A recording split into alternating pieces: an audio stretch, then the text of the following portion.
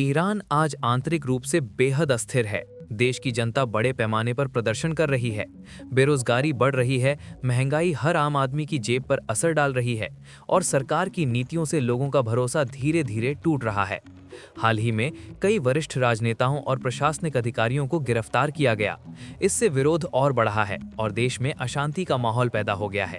Iran सरकार ने साफ कर दिया है कि वे अमेरिकी दबाव से डरेंगे नहीं और अपने न्यूक्लियर प्रोग्राम और रणनीतिक योजनाओं को जारी रखेंगे।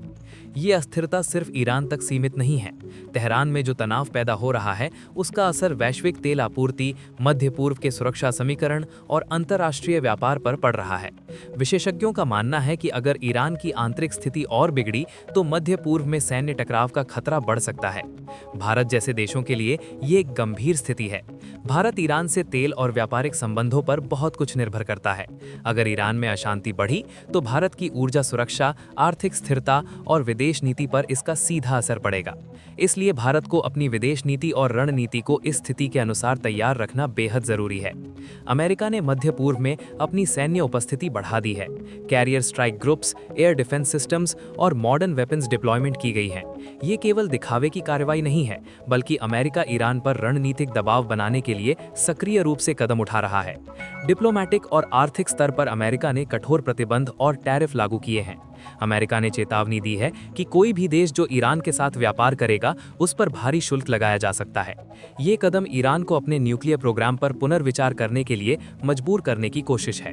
ईरान ने साफ कर दिया है कि वो डरने वाला नहीं है और अपने राष्ट्रीय हितों की रक्षा करेगा। इसका मतलब है कि अमेरिका और ईरान के बीच तनाव आगे और बढ़ सकता है। भारत इस स्थिति में फंसा हुआ है। भारत के लिए ईरान से तेल और व्यापारिक संबंध बनाए रखना आवश्यक है, लेकिन अमेरिका के दबाव और टैरिफ की वजह से ये बहुत चुनौतीपूर्ण हो गया है। भारत को हर कदम सोच समझकर रखना होगा ताकि उसकी अर्थव्यवस्था और रणनीतिक हित सुरक्षित रहें। मध्य पूर्व से तेल की सप्लाई पूरी दुनिया की अर्थव्यवस्था की रीढ़ है। स्ट्रेट ऑफ हॉर्मुज़ से लगभग 20% वैश्विक क्रूड ऑयल गुजरता है। अगर ईरान इस मार्ग को ब्लॉक करता है तो तेल की कीमतें अचानक बढ़ सकती हैं और वैश्विक अर्थव्यवस्था पर बड़ा असर पड़ सकता है। हालांकि फिलहाल तनाव थोड़े कम हुए हैं क्योंकि अमेरिका और ईरान ने अप्रत्यक्ष वार्ता जारी रखने का वादा किया है, लेकिन ये संतुलन बहुत नाजुक है। एक छोटी सी सैन्य घटना भी तेल की कीमतों में तेजी ला सकती है, जो सीधे भारत जैसे देशों को प्रभावित करेगी। भारत लगभग 80% तेल आयात करता है। इससे भारत में ईंधन की कीमतें बढ़ सकती हैं, मुद्रास्फीति बढ़ सकती है और व्यापार घाटा भी प्रभावित हो सकता है। इसलिए भारत को इस स्थिति को ध्यान में रखते हुए एनर्जी सिक्योरिटी प्लान्स और लॉन्ग टर्म स्ट्रैटेजीज तैयार करनी होंगी। ये केवल आर्थिक मामला नहीं है, बल्कि राष्ट्रीय सुरक्षा और विदेश नीति का भी महत्वपूर्ण हिस्सा है।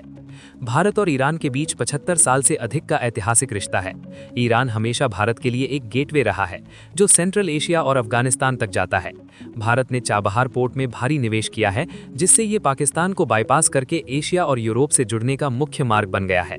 लेकिन अमेरिकी टैरिफ और प्रतिबंध भारत के लिए चुनौती हैं। अमेरिका ने चेतावनी दी है कि यदि कोई देश ईरान के साथ व्यापार करता है तो उस पर भारी शुल्क लगेगा। भारत का सबसे बड़ा निर्यात बाजार अमेरिका है। इस कारण अगर टैरिफ लागू होता है तो भारत की वस्तुएं महंगी हो सकती हैं और प्रतिस्पर्धा में पिछड़ सकती हैं। चाबहार पोर्ट पर सैंक्शन वेवर अप्रैल 2026 तक ही वैध है। अगर भारत समय पर वार्ता और रणनीति नहीं बनाएगा तो चीन का प्रभाव बढ़ सकता है और सेंट्रल एशियन ट्रेड कॉरिडोर कमजोर पड़ सकता है। भारत को अपनी रणनीति इस तरह बनानी होगी कि ऊर्जा सुरक्षा, व्यापार और भू राजनीतिक हित संतुलित रहें।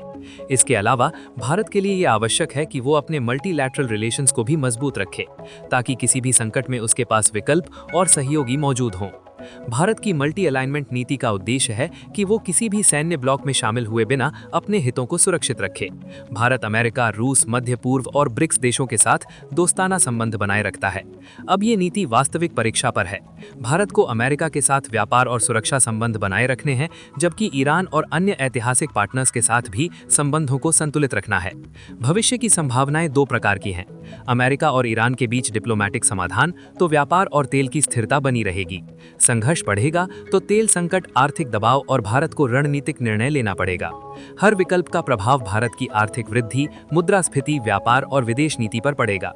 भारत की रणनीति का असली टेस्ट अब सामने है। दोस्तों, ईरान और अमेरिका के तनाव केवल शक्ति की लड़ाई नहीं है, ये भारत के लिए रणनीतिक परीक्षा भी है।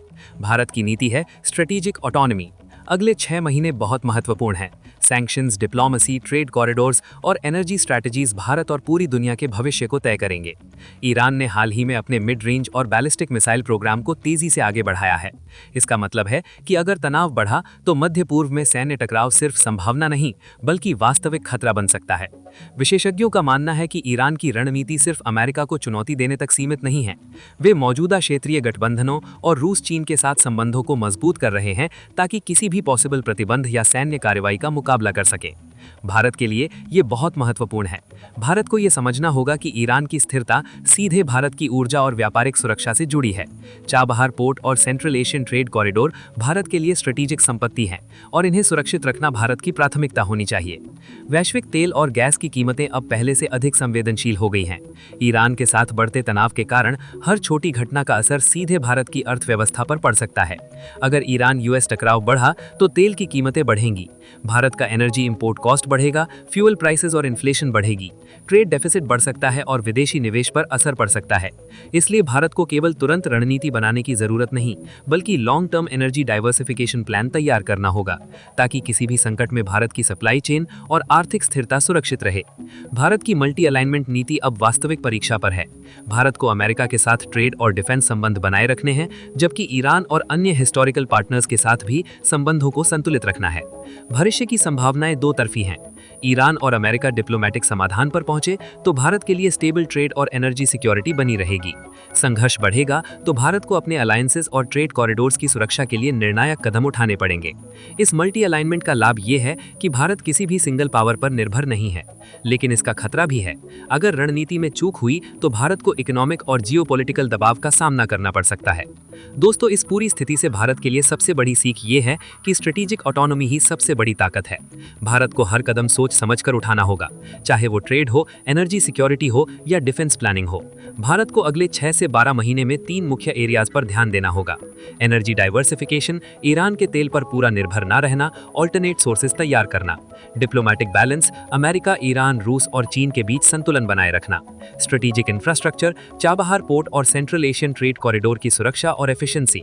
इन सभी कदमों से भारत न केवल अपने हित सुरक्षित रख सकता है बल्कि भविष्य में रीजनल पावर बैलेंस में भी एक मजबूत भूमिका निभा सकता है। दोस्तों, ईरान और अमेरिका के बीच तनाव केवल शक्ति की लड़ाई नहीं है, ये भारत के लिए रणनीतिक परीक्षा भी है। भारत की नीति है स्ट्रेटेजिक ऑटोनॉमी। अगले 6 महीने बहुत महत्वपूर्ण हैं। सैंक्शंस, डिप्लोमेसी, ट्रेड कॉरिडोर्स और एनर्जी स्ट्रैटेजीज भारत और पूरी दुनिया के भविष्य को तय करेंगे। अगर भारत समझदारी से कदम उठाएगा तो वो न केवल अपने आर्थिक और ऊर्जा हित सुरक्षित रखेगा बल्कि ग्लोबल पावर गेम में खुद को मजबूती से स्थापित करेगा। अगर आपको ये डीप एनालिसिस पसंद आया तो वीडियो को लाइक और शेयर करें और चैनल को सब्सक्राइब करना न भूलें। ऐसे ही तथ्यपूर्ण और गहरी एनालिसिस हम रोज लाते रहेंगे। अगर आपको ये डिटेल्ड एनालिसिस पसंद आया तो वीडियो को लाइक और शेयर करें और चैनल को सब्सक्राइब करना न भूलें। ऐसे ही तथ्यपूर्ण और गहरी एनालिसिस हम रोज लाते रहेंगे।